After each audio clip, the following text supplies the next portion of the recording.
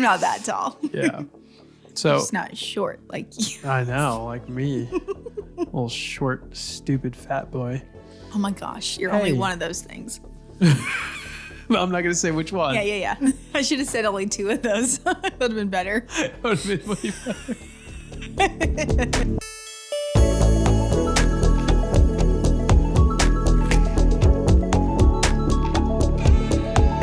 Welcome back to Stuff That We Like / Enjoy, at least at this point in time. I'm Caleb. And I'm Christina. And today, I'm going to be asking Caleb, what is something that you like / enjoy, at least at this point in time? So something that I like / enjoy is the topic of protein. Oh, okay. Protein. You've been on a real health topic kick lately. Yeah.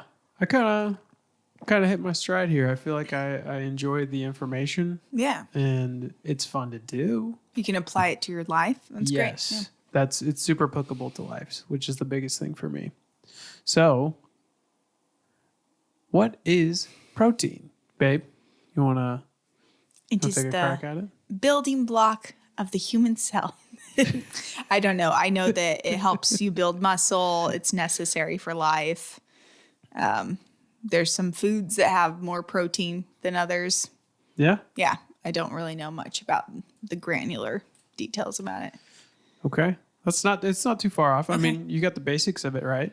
But it's a vital macronutrient. It's one of the 3 macronutrients. You have your proteins, your carbs, and your fats. Macro. Okay. Mm-hmm. So it is composed of amino acids, which are essential for building, repairing, and maintaining body tissue like muscle, skin, and enzymes. Basically, you need it. Okay. Yeah. Great. And you need a good amount of it, I'm finding out. Not only if you work out, but if you're just sedentary, you need like a good amount of protein. Great. As it turns out. So that's what protein is. Say it again. It's one of the 3 macronutrients. Yes. Okay. One of the 3 macronutrients that your body needs. Fat, carbs, protein. Yeah. Okay. So protein is made up of amino acids, which are the building blocks of your body. Sorry, the building blocks your body uses to create and repair tissue. Okay. So there are 20 amino acids. There are only 9 essential amino acids that you must get from food. The other amino acids I'm not as familiar with, but from what I've surmised, your body produces a lot of them naturally. Great. And others you need to get specifically from food. Yes, and you need to get 9 of them from food. Yes. If you don't get enough protein, you want to take a stab at what happens? You lose muscle mass. You're more tired. Don't sleep as well. I would guess it throws your hormones off.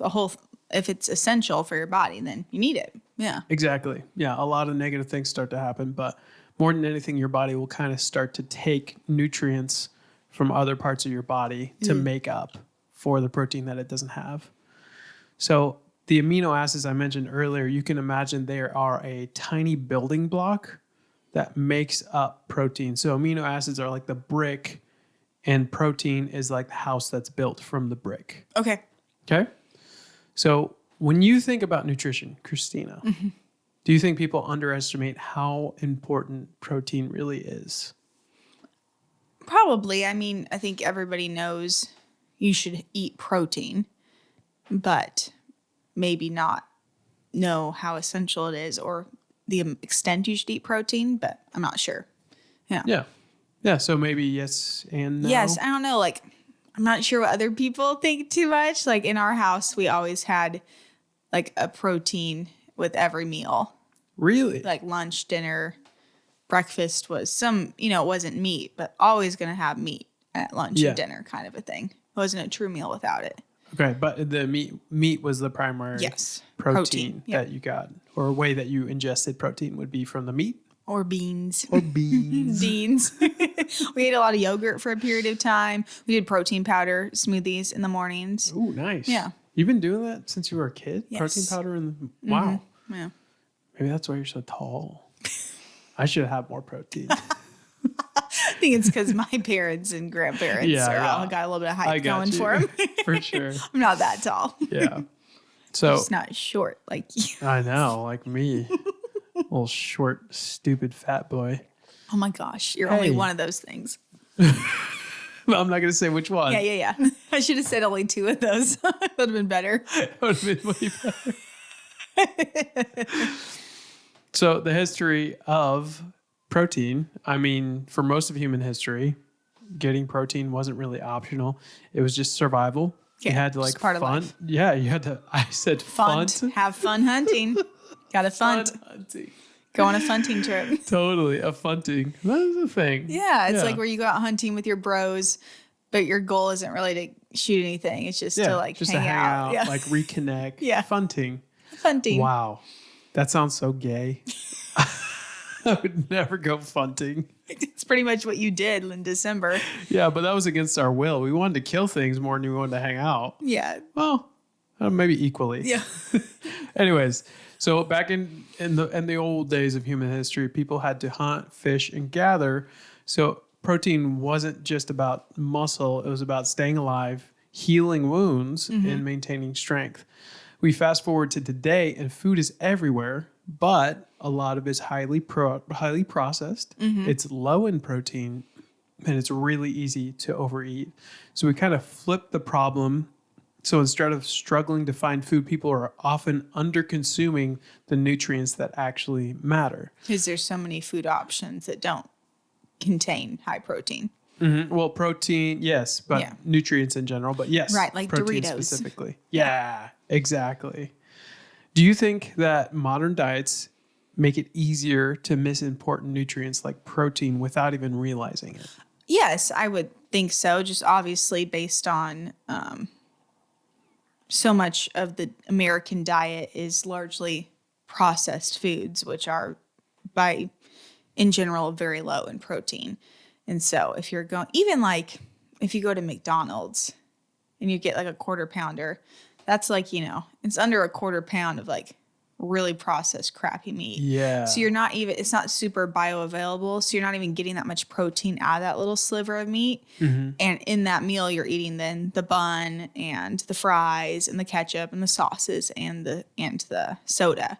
So you might think, oh, I had a protein rich meal, but in reality, you're not getting much out of that. Totally. Yeah. What's your favorite bad for you kind of snack food or fast food, would you say? Probably chips and salsa. Oh, yeah. Yeah. Man. Love chips and salsa. Maybe guacamole if it's the right kind of guacamole. Totally. Pretty picky. But yeah, chips and salsa with like some sour cream in the salsa. You get squanchy on delicious. Some chips and salsa. Nachos as well are delicious. Yeah. Oh my gosh, it's so good. Doritos is one for me for sure. And the other one would be Wonder Bread. Wow. I really miss Wonder Bread. I wish it was healthy. I really do. I'll get you some Wonder Bread. Well, you don't have to. Well, Okay. It's not really healthy. What would you eat it with? You just eat it. No, PB&J. With cold butter. PB&J. Just stick of butter. You gotta have cold butter. That's so gross. People out there, we have to unite against the warm butter people. Cold butter people unite, because warm butter is just, it grosses me out.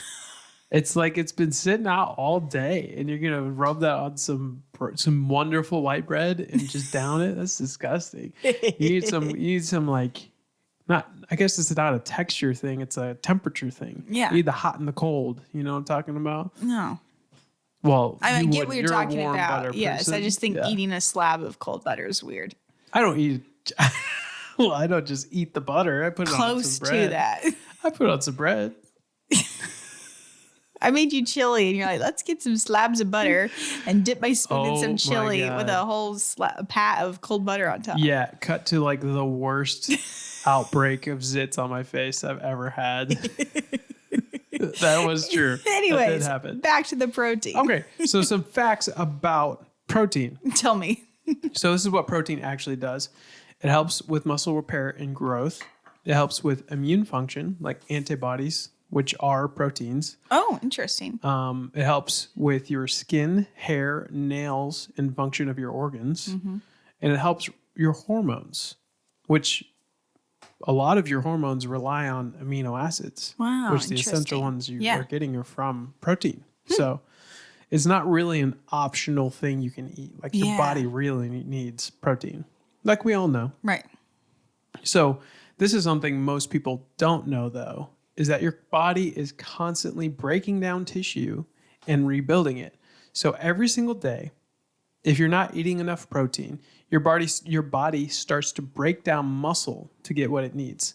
So for the average adult, your body breaks down and rebuilds about 250 to 300 grams of protein a day. How is that possible?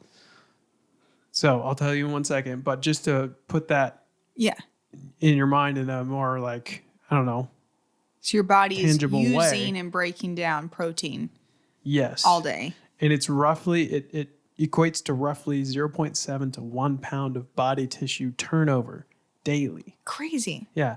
So here's the important clarification to your question. You're not losing 300 grams of muscle a day. Right. Here's what's actually happening. Old or damaged proteins are getting broken down. New proteins are being built to replace them. It's sort of more like a recycling system than it is like a new pound of flesh Okay. is Yeah. being born every single day. That being said, you do need to take in a moderate amount of protein in order for your body to continue this recycling Maintaining process. that level. Okay. Yes. Because you are recycling about a pound of tissue a day of broken down proteins that need help or of new proteins. So you just need to keep that protein coming in. Interesting. Isn't that crazy? Yeah. If you do nothing, Right. like you don't work out, you just sit there your all body's cycling through. day. 300 grams of protein. It's cycling through every single day. That's wild. It's insane. That's pretty wild. yeah. Yeah. So a couple more facts about protein. Protein is huge for satiation. It's one of the most satiating macronutrients, which is surprising to me. I thought that would be fat. Yeah. Yeah. But it keeps you full for longer. It reduces overeating and it helps regulate your appetite. It's the original Ozempic, if you Wow. will. There we go. Look at that. We just need to get people out there eating some chicken and beef. That's what I'm Fix talking all their about. problems. Yeah. So let's get into the nuts and bolts of it. How much protein do you actually need? Christina, what would you think the bare minimum of protein a regular adult person would need? Oh, man. I mean, obviously, it depends on your weight and your gender, but the minimum? The minimum. Oh, it's not very much minimum. I think it's like 45 grams. It depends on, like you said, it depends on the weight. Yeah. But let's say it's per pound of weight, a certain amount of grams. What would you guess? Like half a gram of protein per pound of weight. Not too far. Yeah. Not So too far say off. you weigh 140 pounds, 70 grams of protein. Okay. 140 pounds, 70 grams of protein. The bare minimum of protein per pound that you need just for survival would be 0.36 grams per pound. Okay. So I wasn't too far off with No. the 45 No. grams. Because I remembered when I did that like 2-week or 18-day juice cleanse, Yeah. I made sure that I still had like 50 grams of protein Oh, that's every nice. day. If I wasn't getting it through the juice and stuff, I would have like a shake or a protein powder. Yeah. Because I'm like, I know this kind of isn't quite the purpose, but I'm like, I just can't get past not having much protein at all for 2 weeks. Yeah. And that was like the best call you probably made. Yeah. What would you think the regular amount of protein that a normal person who doesn't really exercise much would need? So this is for survival or So just this is no recommendations? longer minimum. This is like a solid baseline of Okay. protein that person would need per pound. Okay, I would say half a gram per pound. Half a gram per pound. Yeah. So Okay. right on the money. It's half a gram to 0.8 grams per pound of muscle if you're a normal person who doesn't even work out. Got it. Just Okay. kind of walk to work, pick up the mail, just Totally. do normal light activities. And then if you're active or building muscle, I think this will be pretty easy.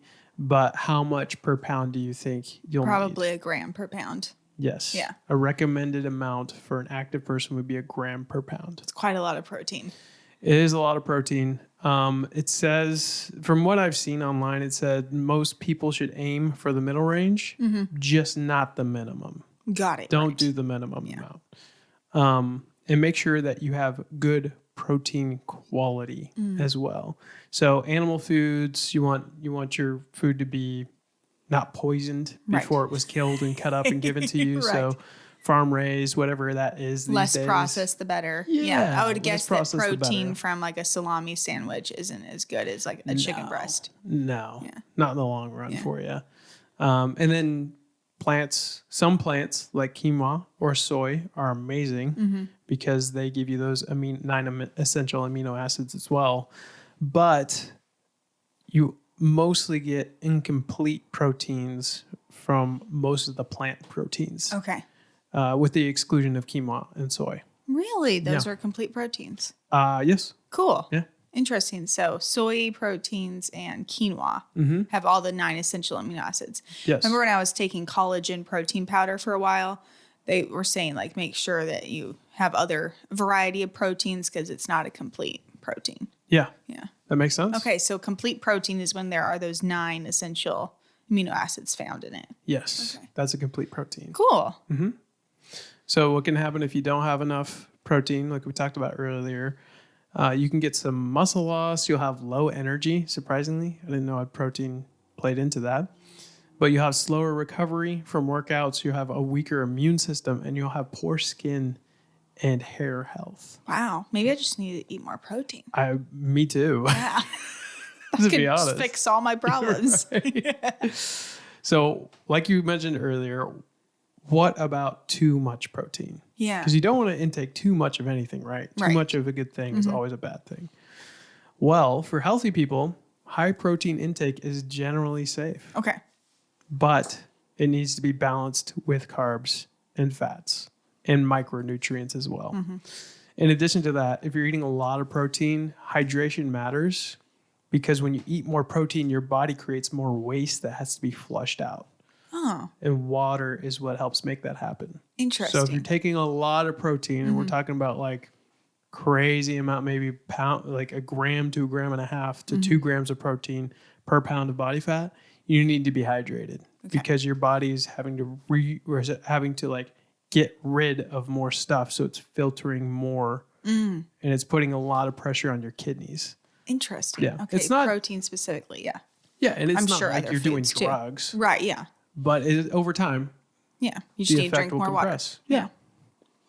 So, do you think people focus too much on calories and not enough on what those calories are made of, i.e., protein, fats, carbs? Oh, for sure.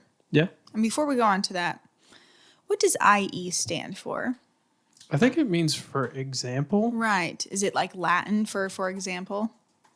Like I know how it's used in a sentence, but It is, i.e., two of the most commonly misused abbreviations in the English language are i.e. and e.g. Okay, well, that didn't tell me. what it means. Oh, okay. I.e. stands for Latin,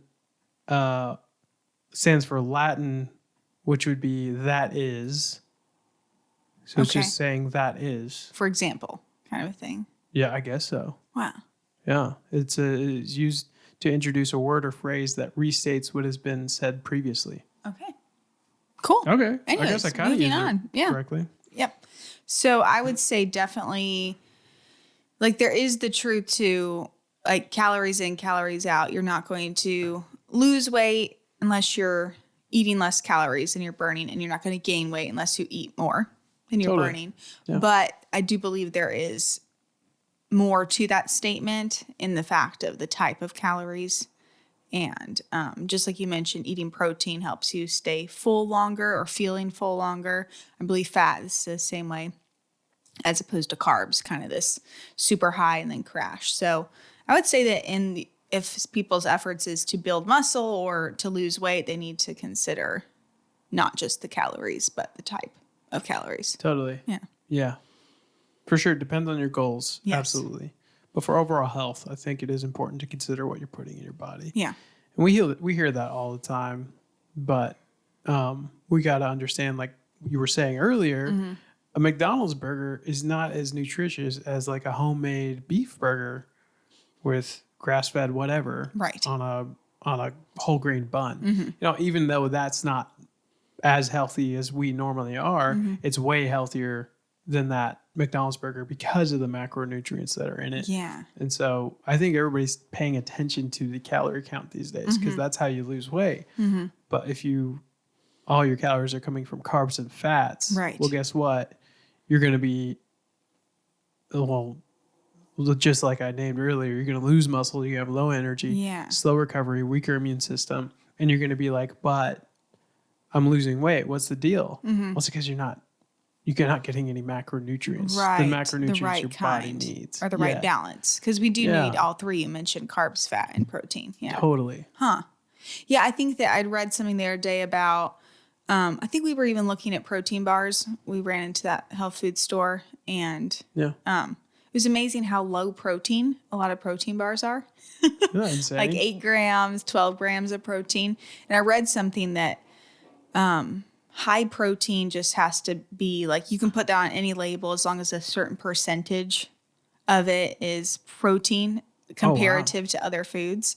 So, any protein bar is really going to be high protein compared to a bag of potato chips. Totally. And so people even think, oh, I'm getting this high protein snack or high protein, protein bar, but it really is like 12 grams, which could be like a tenth of your protein needs.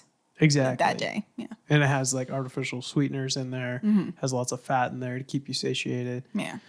So yeah, you really got to look at yeah. the nutrients within the bar itself to understand what's going on. Yeah.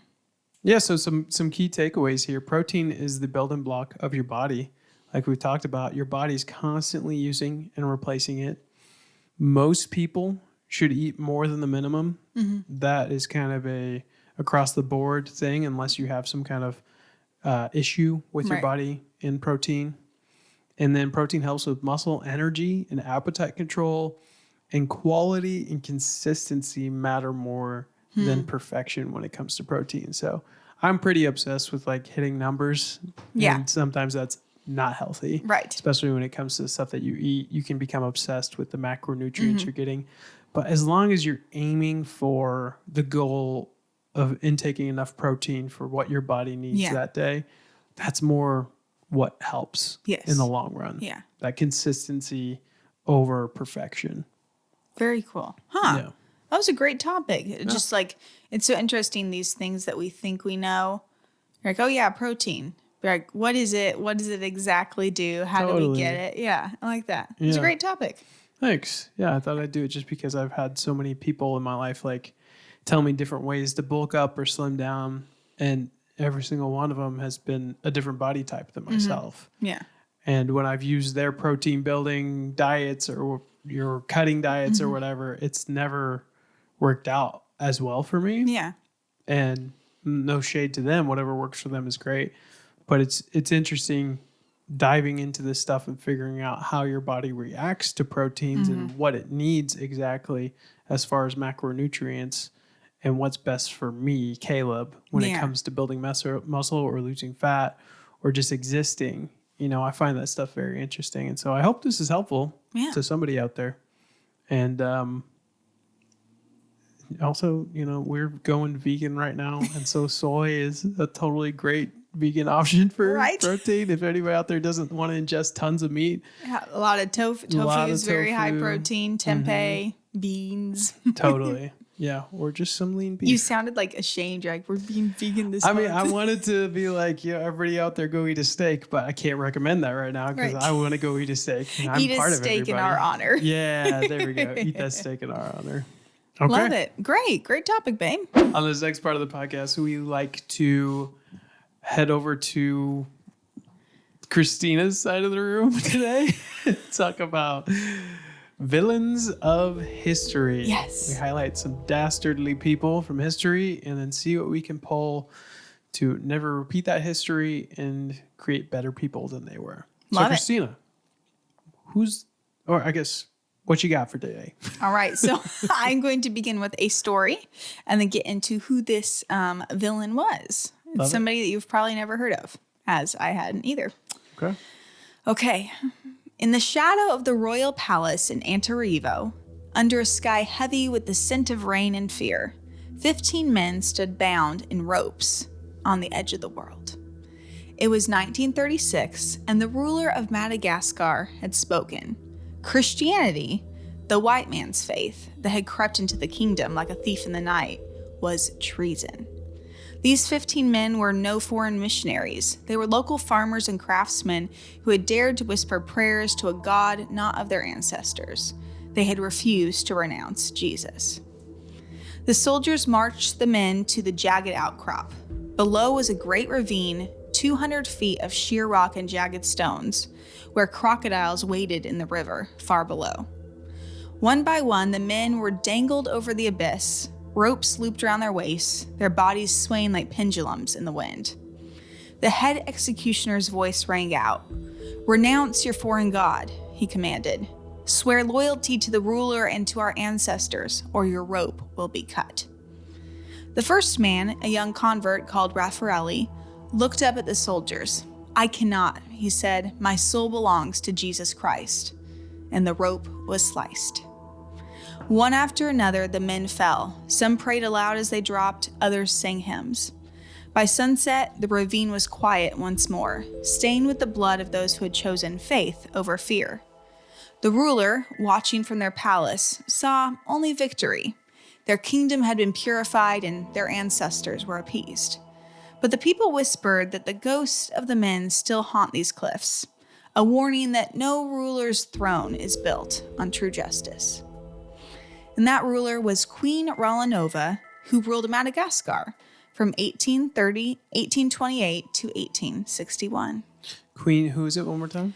Ranavalona. Ranavalona. Okay, Ranavalona. And she was the queen Of Madagascar. Yep. In the early to mid 1800s. Yes. Okay. Yeah. So she killed Christians. And more. And more. Yes. Tell me more. Yes. So it was kind of hard to find a female villain. I mean, there's obviously like bad women in history, but usually they aren't rulers. But this is a rare case of there being a queen. So Princess let me figure out how to say this correctly. Ramove. Yes. Okay. Later, she changed her name to Ranavalona. So I'm just going to call her Ramove. She was born in 1778 to a prince and a princess. And their names are about 20 letters long. And I'm not even going to attempt them. Gotcha. But so she was born into a royal family, not to a king, but to a prince and a princess. And as a young girl, her father discovered and reported an assassination plot against the king. So he reported, "Hey, king, these people are going to try and kill you." And they stopped the assassination. The king was so happy that he adopted Ramova as his own daughter and betrothed her to his son, who was the heir to the throne, Prince Ramda. So this elevated Ramova's status dramatically, going from being, although a princess is still pretty cool, to being married to the future king. But she was not one of Ramada's favorite wives. He had 12 wives. And so she was not up there in the pecking order. And this king, he had no children. So none of his 12 wives had kids. Wow. So likely there was something going wrong with him as opposed to the women. But early accounts describe her as being in a neglected and loveless marriage, and that she spent most of her time socializing with Christian missionaries who had come to Madagascar to tell people about Jesus. So when her husband, the prince, became king, according to custom, he executed a number of her relatives who were seen as possible threats or connected to possible factions within the kingdom that could have challenged him. So this further strained their relationship, Oh my God. as one might guess. But when she was 50 years old, her husband died suddenly. And because the king didn't have any children, the king's nephew would have succeeded him. But Ramova, with the support of some military officials she was close with, hid away for a month and rallied an army behind her. And August 11th, 1828, she declared herself to be the Queen of Madagascar and claimed that her late husband, the king, that this was his dying wish, that he just hadn't let other people know, but that he wanted her to be the queen. And there wasn't really any resistance from the locals. And she became the first and only female ruler of Madagascar. Holy crap. Yeah. So that socializing really paid off. Yes, right. Interesting. So she kind of snuck her way in there. It was like, yo, her husband didn't like her very much, had 11 other wives. But she's like, he told me I'm supposed to be the queen. I could be queen. So she took the name Ranavalona, which means the kept aside one, and swiftly eliminated all of her rivals. She killed the nephew, his family. Other members of the king's family were captured and executed, just like the king had done to her own family years ago. So got a little bit of revenge. Poetic after justice the fact. right there. Yes. So now we get into why she is so bad, or was so bad. Tell me. So she was a very fierce traditionalist and isolationist. So Madagascar is a massive island off the coast of Africa, kind of separate from other European influences that were going on during the time the British Empire was greatly expanding. And Europeans had started to come in, French and British, and kind of influence and change Madagascar, specifically Christian missionaries. And so Christianaries. I mean, there's not many other religions that have missionaries, but yeah. Totally. So she saw this European influence, which she connected to Christianity, as being a threat to Madagascar's traditions, its sovereignty, having its ancestral customs, all of that. So she reversed her late husband's pro-European laws. She kicked almost all the missionaries out of Madagascar and banned Christianity as a whole, which is kind of wild because she spent a lot of her younger years hanging out with Christian missionaries while her husband was off not caring about her. Yeah, what do you think that was? Do you think that she developed an aversion to them, or maybe had bad experiences? It seems more so that she connected the Europeanization, the other cultures coming in to Christianity rather than European influence as a whole. She just couldn't really separate the two, it seems. Yeah. So as that kind of grew, the European influence, she kind of pinned it on Christianity. She said that Jesus was the ancestor of the whites and therefore not her ancestor. So he's the God of white people, which is funny because he was Jewish, but yeah. So on top of this, banning Christianity and killing all of her rivals, she expanded forced labor as a form of tax payment. So the way you could pay your taxes was she would just kind of force you into labor to build her palace, to kind of expand her empire. She super increased the size of the army and began endless wars to expand her kingdom. For although she was like the queen of Madagascar, there are still, just like in many, countries, different tribes. Yeah. And so she one by one was taking out different tribes and would go in and like kill the majority of the tribe and then kind of expand her influence. Like Mao. Yes, exactly. Just like Mao. So the result was catastrophic. Warfare, disease, executions, forced slavery to pay your taxes, or the different tribes they'd capture, that killed hundreds of thousands. Madagascar's population is estimated to have been halved in just 5 years. It went from 5 million to about 2.5 million in just a 5-year period of time. So she would just send out her army to like take out an entire tribe. Christians were in particular persecuted, although there was only a couple thousand at most Christians in Madagascar. They were really focused on, so they faced fines, imprisonment, or even execution. She banned church services, Christian weddings, baptisms. She accused Christians of practicing witchcraft and also banned the printing press in the country so that Bibles and hymnals could no longer be printed because missionaries had come in, been able to translate the Bible and other things into their language. And so she banned that. She also revived a very harsh traditional practice called the Tangina poison ordeal. So if you were accused of being, against her rule, or you were a Christian, like she's like, oh, you're a witch or whatever, what they would do is they would have you swallow a a nut that was toxic, and it was called the Tangia nut, and 3 pieces of chicken skin. And if you didn't throw up all 3 pieces of chicken skin, that meant that you were guilty of being a witch or against her throne, and they would kill you. So they would have thousands of people swallow these 3 pieces of chicken skin, and if they didn't throw it up, they were killed. But even those who didn't, they had swallowed this toxic nut, and so they often died anyways. Now, I was slightly allergic to seeds and nuts. Mm-hmm. I think I would have an advantage. In what? Throwing it my up? body already has an aversion. You would reject it? Yeah, I think my body would do fine in that. Yeah. What do you think? You think I could take that on? Oh, man, I don't know. I don't throw up very easy, so that might be a lot of work. Yeah, That's and to true. get 3 pieces of chicken skin to come back up. Is it like just crispy? I assume it's not. No, It's just like yes, this isn't like some probably. chicharrones. It's just some chicken skin. Chicharrones? Yeah. All right, go ahead.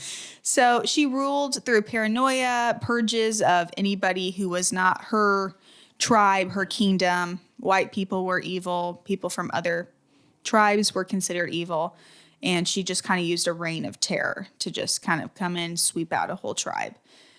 And this was mainly, as I mentioned, to preserve her country from French or British influences. Gotcha. So her 33-year-long rule ended in 1861 when she just died in her sleep at the age of 82. And that was just the end of it. 82? Yeah. She didn't start ruling until she was 50. Yeah. 82 is pretty old for 1800s? the 1800s. Yeah. That's like 300. That's crazy. Kind of wild. Yeah. Wow. Okay. Yeah. So that's the story. That's super interesting. So to recap, she became ruler after her husband died. She killed off her husband's family, or most of it, and all of her other rivals. She began to expand her territory in Madagascar because it was very tribal.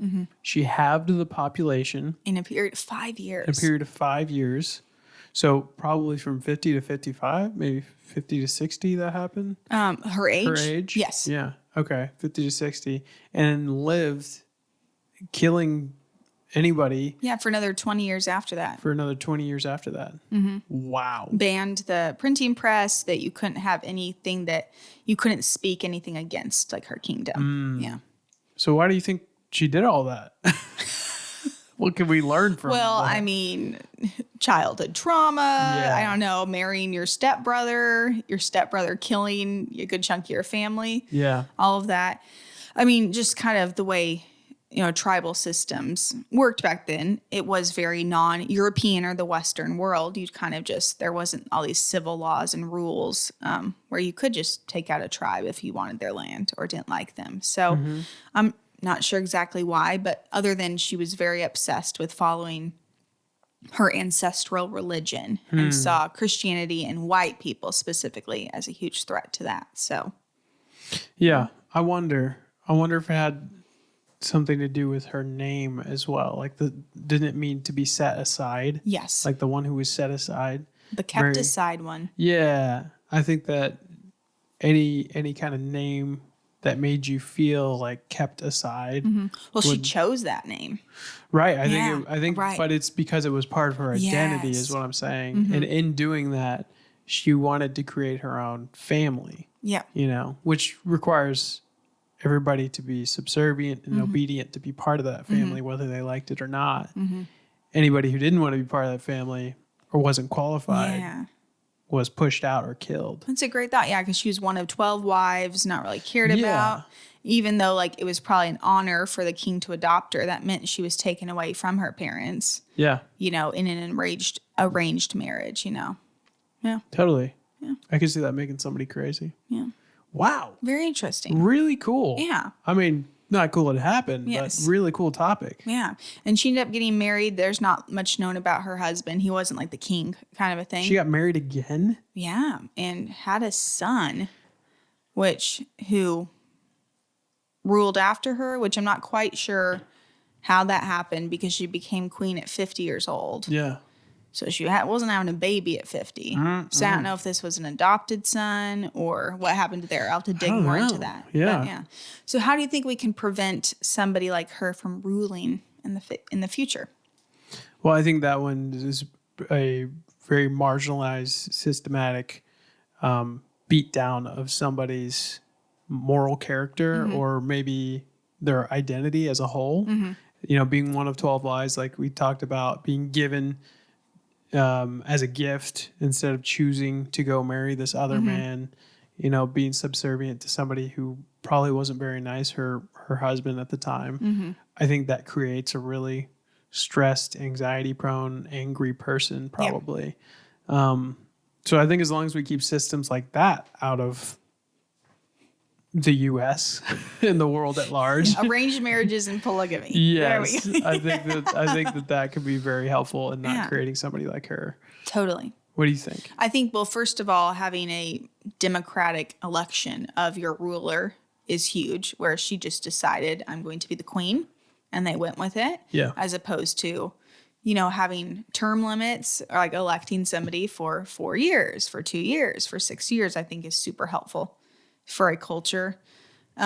Also, viewing even ideas that you might not super agree with, but allowing freedom of speech. Like she didn't allow that, especially with religion. Although we're Christians and we believe that that is the one true religion, I don't think that other religions shouldn't be allowed to practice, or else we're going to kill you, you know, which is what some religions do believe about others.